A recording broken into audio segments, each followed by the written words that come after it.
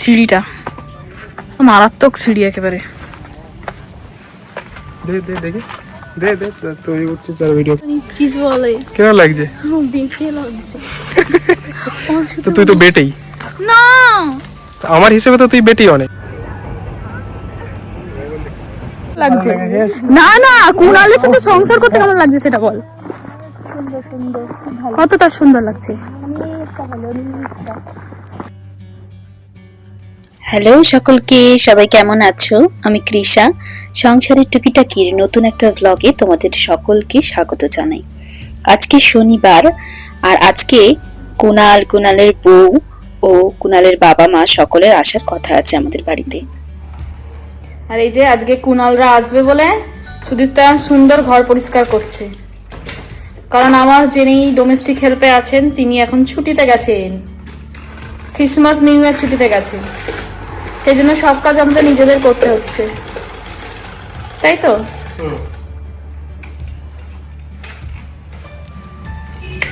ও ঘরটা পরিষ্কার করছে, ততক্ষণ আমি রান্নাটা একটু এগিয়ে রাখছি।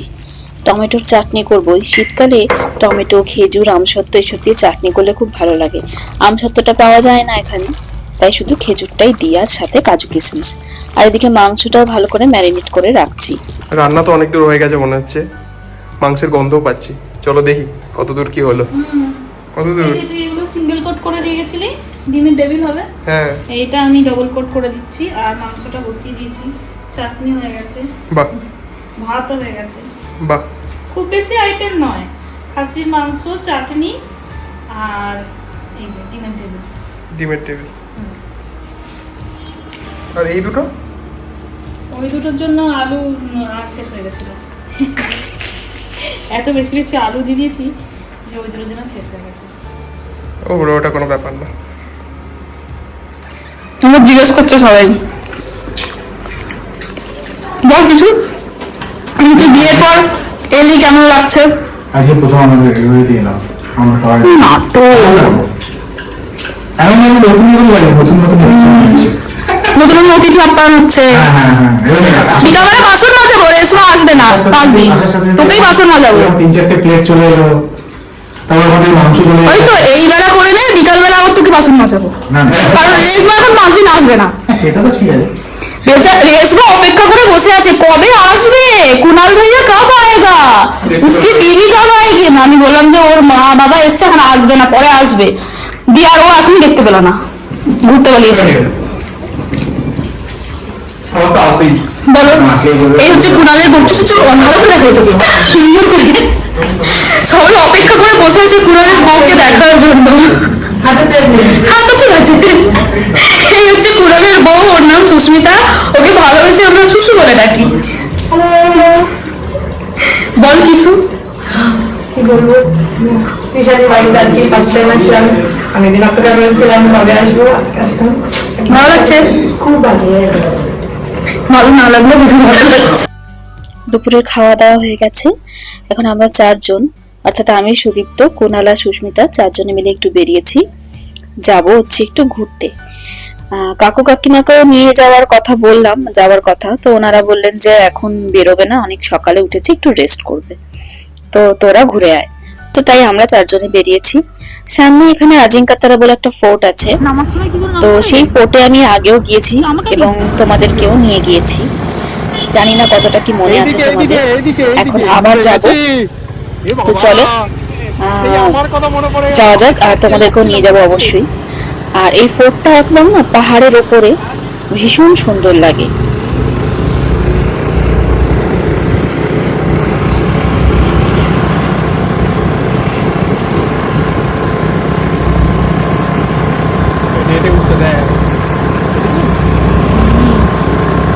এই রাস্তাটা আমার খুব ভালো লাগে। ওই যে ওই যে এই যে বাড়িগুলো, এই যে আচ্ছা এখানে না, জানি। আচ্ছা ওই জায়গাটা, এই জায়গাটা, এই জায়গাটা এইখান থেকে আচ্ছা এইখান থেকে ভালো করে দেখি, এই জায়গাটা থেকে ভালো করে দেখি। আচ্ছা ভালোই করেছে। হ্যাঁ ভালোই করেছে। গতবার যখন এসেছিলাম রাস্তাটা এতটাই খারাপ ছিল যে স্কুটি নিয়ে খুবই অসুবিধা হয়েছিল। তো এবারে এসে দেখছি রাস্তাটা ভীষণ সুন্দর করে দিয়েছে, বেশ ভালো করে দিয়েছে। এখানে 4 চাকা গাড়ি বলো, স্কুটি বলো, এসব নিয়ে যেতে আর অত অসুবিধা হবে না। আমরা যে জায়গাটিতে থাকি সেই জায়গাটির নাম সাতারা, সেটা তো আমি আগেও বলেছি, অনেকে জানো। তো এই জায়গাটার নাম সাতারা, তার কারণ হচ্ছে 7টি পাহাড় দিয়ে এই শহরটা পুরোটা ঘেরা। খুবই ছোট্ট একটা শহর, তো 7টি পাহাড় দিয়ে ঘেরা, এবং এই 7টি পাহাড়ের মধ্যে একটা হচ্ছে আজিঙ্কাতারা, যেখানে আজকে আমরা যাচ্ছি। এই আজিঙ্কাতারা কথাটির অর্থ হচ্ছে, বাংলা অর্থ দুর্ভেদ্য। তো সেইখানেই যে ফোর্টটা একটা নির্মাণ করেছিল সেই সময়, তো সেই ফোর্টটি এখন দর্শনীয় স্থান হয়ে গেছে। আর এত সুন্দর, আমি আগেও এনেছি তোমাদেরকে, তোমরা তো দেখেইছো। যারা দেখোনি তারা অবশ্যই দেখো এই ব্লগটায়। অনেকেই জানে না যে আমাদের ভারতবর্ষে কত সুন্দর সুন্দর জায়গা আছে, এবং কত গোপনীয় জায়গা বলবো, যেগুলো এখনো পর্যন্ত সেইভাবে এক্সপ্লোর করা হয়নি। মহারাষ্ট্রের খুবই ছোট একটা শহর সাতারা। আমি শুধু ইতিহাসের পাতাতেই একবার এই নাম পড়েছিলাম, ব্যাস এটুকুই। তো সেই অর্থে অনেকে হয়তো এই জায়গাটার নাম সেভাবে জানেও না, বা অনেকে জানেন। যারা জানে না তাদের জন্য বলবো, সাতারা জায়গাটায় আমাদের ভারতবর্ষের বহু ইতিহাস জড়িয়ে আছে, মারাঠা ইতিহাস, আর অনেক দর্শনীয় স্থানও আছে। এই এখন আমরা যেখানটা দাঁড়িয়েছিলাম ওইখানটা একটা ভিউ পয়েন্ট, ফোর্টে ওঠার আগে। আর এই যে এই ডান দিকে টার্নটা ঘুরলেই সামনে ফোর্ট, আর একটু উঁচুতে। ওই ভিউ পয়েন্টটা থেকে নিচের শহরের খানিকটা অংশ দেখা যায়, বেশ সুন্দর লাগে ওখানে দাঁড়িয়ে। তাই একটু ফটোগ্রাফি করছিলাম। আবার ওখানে বসারও জায়গা করে দেওয়া আছে সুন্দর। তারপরে এই যে উপরে এলাম, এই হচ্ছে ফোর্টটি, এই হচ্ছে এটা ঢোকার দরজা। বহু মানুষ যেন যারা এই পাহাড়টা নিচেই থাকে, তারা আবার হাঁটতে হাঁটতে উপরে এই দুর্গটি অব্দি আসে। মানে মর্নিং ওয়াক বলো বা ইভিনিং ওয়াক বলো, তাদের হচ্ছে এইটি জায়গা। আর উপর থেকে নিচের দৃশ্যটা এতই সুন্দর লাগে, চারপাশটা এত মনোরম থাকে না, তাই মানুষজন আসতেও বেশ পছন্দ করে।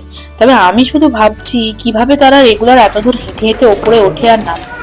রাস্তাটা কিন্তু বেশ অনেকটাই। এই যে এই বড় গেটটা দিয়ে ভেতরে ঢুকেছি, এবার আমরা আস্তে আস্তে উপরে উঠছি। আর যারা আমার ব্লগে আগে এই ফোর্টটা দেখেছো তারা তো জানোই, একদম ওপরে সেই টপে হাঁটতে হাঁটতে যেতে হয়। অবশ্য যেতে বেশ ভালোই লাগে, এবং রাস্তাটা খুব একটা খারাপ নয়। আর ওই উপর থেকে নিচে শহরটা পুরোটাই দেখা যায়। তারা একবার ভালো করে ঘুরিয়ে চারদিকটা দেখিয়ে দিই। এই যে উঠেই বাঁ দিকটায় করে একটা জায়গা আছে, এখানে আবার ছোট্ট ছোট্ট গর্ত গর্ত করে দেওয়া আছে। ওখানে মনে হয় কামান বা অন্য কিছু থাকতো, আমার এটা মনে হয় দেখে, তো সঠিক বলতে পারবো না। তারপরে এই ডান দিকে রাস্তাটা ধরে সোজা উপরে উঠে এলাম আমরা। উঠে এসেই সামনেই আছে একটা সুন্দর মন্দির, একটা না এখানে 2-3টে মন্দির আছে, মানে ভেতরে 2-3 জন ভগবান আর কি এখানে রাখা আছে। তো সামনে একটা বজরংবলীর মন্দির আছে। আর এই যে ছোট ছোট ছেলে মেয়েদের এখানে নিয়ে আসা হয় স্কুলের কোন রকম প্রজেক্টের জন্য, বা দূরে অনেকে দেখছি যে ব্যায়াম করাচ্ছে। অর্থাৎ এখানকার স্থানীয় যারা মানুষজন আছেন তারা নিজেদের মতো জায়গাটি উপভোগ করেন। প্রায় 6টার কাছাকাছি বাজে, আর দূরে দেখো সূর্যি মামা অস্ত যাওয়ার আগে কি সুন্দর নিজের আভা চারিদিকে ছড়িয়ে দিয়েছে। কি অপূর্ব যে লাগছে আজকের আকাশটা। আর এই পয়েন্টটা থেকে দাঁড়িয়ে চোখ যেন ফেরাতে পাচ্ছি না। এই সুযোগে আমি কতগুলো ভালো ভালো সুন্দর সুন্দর ফটো আর ভিডিও নিয়ে নিই, আর তার সাথে তোমাদেরকেও দেখাই। তারা একটু জুম করে দেখাই।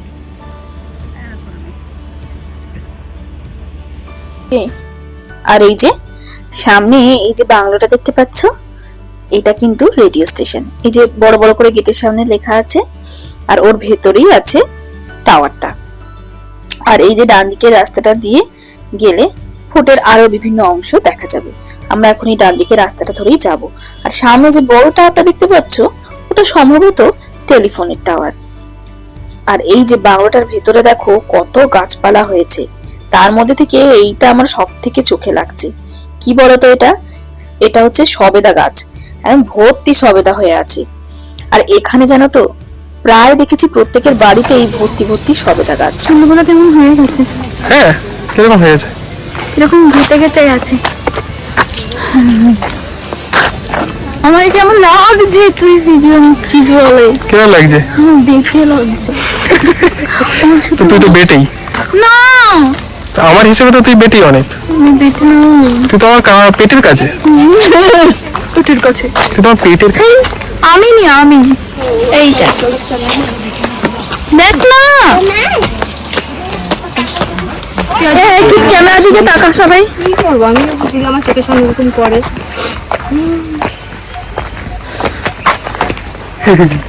সুসি ঢাকা পড়ে গেছি, আমি আসছি। সবাই আছি। ভাঙা ভাঙা ফোর্ট, সুন্দর এটা বাথরুম ছিল। নিচে দেখে চলো সুন্দর সুন্দর যদি কিছু আমি সব দিয়ে দেবো এগুলো ভিডিওর মধ্যে, এই জায়গা দেখে মনে র অডিও গুলো দিয়ে দেবো আমি। এই জায়গা দেখে মনে হচ্ছে এরকম জায়গা দেখে আমরা প্রি ওয়েডিং করতে গেলাম। এই দেখো প্রি ওয়েডিং এর ভিডিও দেয়নি এখনো, কবে দিবি? বলেছিল দেবে আগে, একবার ফোন করবো। বিয়ে বিয়ে হয়ে গেল তো?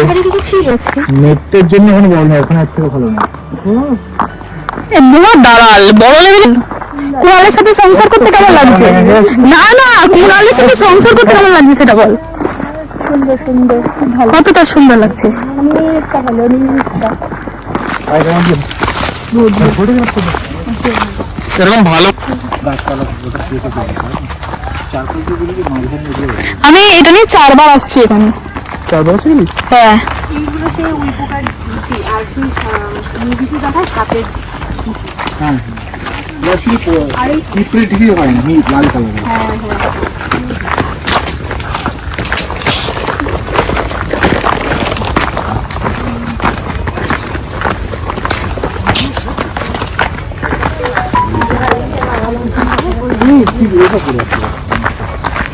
এই যে সেই মন্দিরটা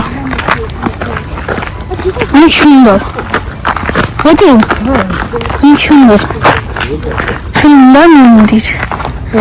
মন্দিরটা নতুন করে ইয়ে করেছে দেখ, রং করে তোমার হ্যাঁ রং করেছে, বাইরেটা সিমেন্ট করেছে, দেওয়ালটা করেছে। কি বলিটা শুনলি? কি আছে, থাকতে পারে, থাকতে পারে, কি গো থাকতে পারে। ওই মনে হয় তো আগের বার গেছিল, এটা তো তোর phobia। ও পিছন দিয়ে গেছিল, আমরা চলে গেছিলাম। না কোনটা ফিরতে পারছিল না, মনে আছে? আমি পেছনে গিয়ে না ভাই লুকিয়ে পড়েছি, আর এরা কি ভয় পেয়েছে। ঘন্টা বাজিয়েছি স্যার, নিচে রুমাল পাড়া দিলাম।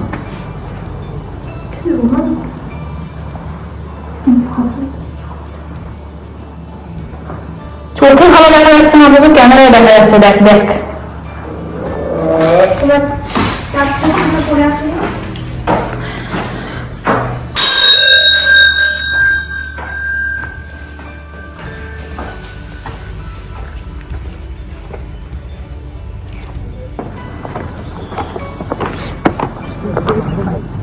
জঙ্গল হয়ে গেছে এটা। হ্যাঁ। ওই দিক দিয়েছে,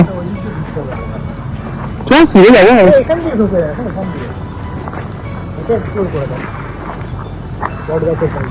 আমাকে একটু করে দে ভিডিওতে। আমি বললাম যে রিলস বানাবো, বুঝি সেটাও বানালো না, রিলস বানাতে হবে। পাড়াতেই আছে ভোট। কালকে বানাবো। দেখুন যেখানে আমাদের এটা বলেছিল, ঘোড়াটা ঠিক আছে। হাতি গণেশটা বসেছিল। হ্যাঁ না, এটা তো ভালোই আছে, কিন্তু ভিডিও তো ভালোই আছে। আমাকে ভালো লাগছে। লাফিয়ে গরমে ঝাড়ু উঠে পড়বে। হ্যাঁ গাড়ি উঠবে না, গাড়ি ঢুকবে। এই ফোর্টটার ভিতরে না বেশ কয়েকটা মন্দির আছে। এই যে এই মন্দিরটার আবার নাম লেখা আছে দেখো, শ্রীমঙ্গলকায় মন্দির। আর আগে তো দেখালামই যে শিবের মন্দির আছে, আরো বজরংবলীর মন্দির আছে, এরকম বেশ কয়েকটা মন্দির আছে। এগুলো আগে থেকেই ছিল হয়তো। আমি শুধু ভাবছি যে এই ফোর্টের ভেতরে মানুষ সেই সময় কিভাবে থাকতো। আর এই দেখো, এই চিত্রগুলো দেওয়ালে আমার দেখে না আমাদের গ্রাম বাংলার কথা মনে পড়ে যাচ্ছে। হয়তো এগুলো এখানকার রীতি রেওয়াজ মেনেই করা, আমি সঠিক জানি না, কিন্তু আমার দেখে মনে হচ্ছে যেন পুরো গ্রাম বাংলাটাকে এখানে ফুটিয়ে তুলেছে। অবশ্য ভারতবর্ষের বিভিন্ন প্রান্তে কম বেশি একই রকম দৃশ্য গ্রামে দেখা যায় বা যেত সেই সময়। তো যাই হোক, দেখে বেশ ভালো লাগছে সারা দেওয়াল জুড়ে এই আঁকাগুলো। আর ওই যে ভেতরে বসে আছেন যে দেবীর মূর্তি, এটা সেই দেবী। আমি না এখানকার ওই দেবদেবীদের যে সঠিক মানে চিনতে পারি না কোনটা কি নাম। আর এখানে প্রত্যেকটা মূর্তি দেখেছি বেশিরভাগ ক্ষেত্রেই কালো রঙের হয়, মা লক্ষ্মীর মূর্তিও কালো রঙের হয়। কি অদ্ভুত ব্যাপার তাই না? সিঁড়িটা একই ভগবান মারাত্মক কিন্তু সিঁড়ি। বিভিন্ন ভাবে বিভিন্ন জায়গায় তার মূর্তিকে স্থাপন করা আছে এবং তার রূপটাও অন্যরকম হয় দেখতে। আর এই যে আমরা একদম পৌঁছে গেছি টপে। দেখে দেখে ভিডিও করতে হবে না, তুই দেখে কি সুন্দর লাগছে।